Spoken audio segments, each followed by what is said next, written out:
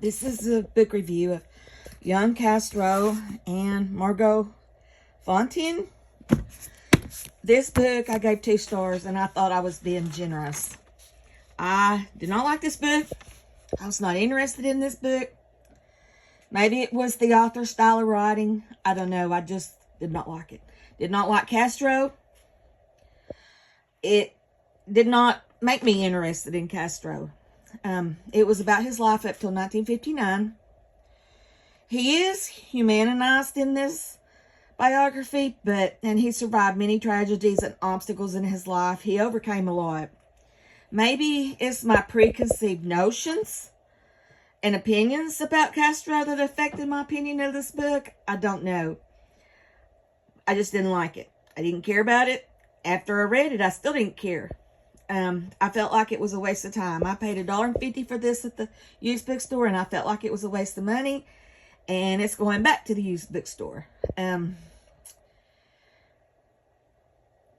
wanted to learn maybe a few things that kind of changed my opinion about Castro, that he wasn't really such a bad character, but it didn't change anything. I didn't like him, still don't like him, wasn't interested, still not interested.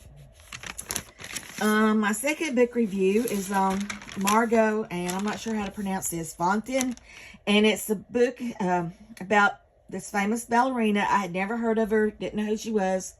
Saw it at a library book sale and got it. It just looked interesting. It's by Meredith Damon, who was a fellow dancer, and I guess you could say friend. She was kind of critical of Margot, and I don't think she kind of liked her too much, maybe. But it's a good biography of this ballerina. She danced with Nureyev, and according to the author, she had an affair with Nureyev, but I don't think she ever admitted it, maybe. There's a lot of, not details about her personal love life, but she did have a lot of affairs. It was thought.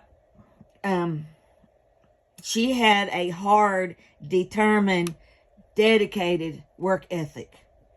Her mother affected her dancing career. Her mother was very strongly driven. Her whole life was about her daughter's dancing career. From the time she was a tiny child, her mother saw the talent in her, and her life was just dedicated to Margot's dancing, to the exclusion of her son and her husband.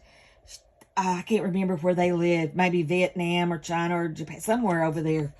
And her mother moved with her to Great Britain and left her son and husband there. Her husband was working, and he sent them money, but she ended up getting divorced. But her whole life just centered around her daughter.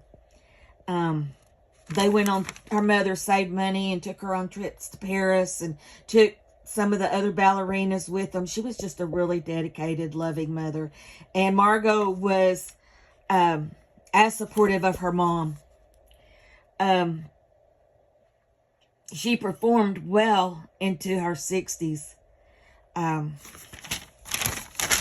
She ended up dying almost penniless in Panama, living in a rundown, I guess you'd call it a shack. But she was actually involved in some of the Panama, you call them coups? I don't. But anyway, she was a pretty fascinating lady, and I'm glad I read about her because I knew absolutely nothing, never even heard of her. I'm not really into ballets and dancing. I think I've only ever seen one, and that's because in high school they made us go. So I think it was Swan Lake that we had to go see. But anyway, I gave it 3 stars. I'm glad I read it. I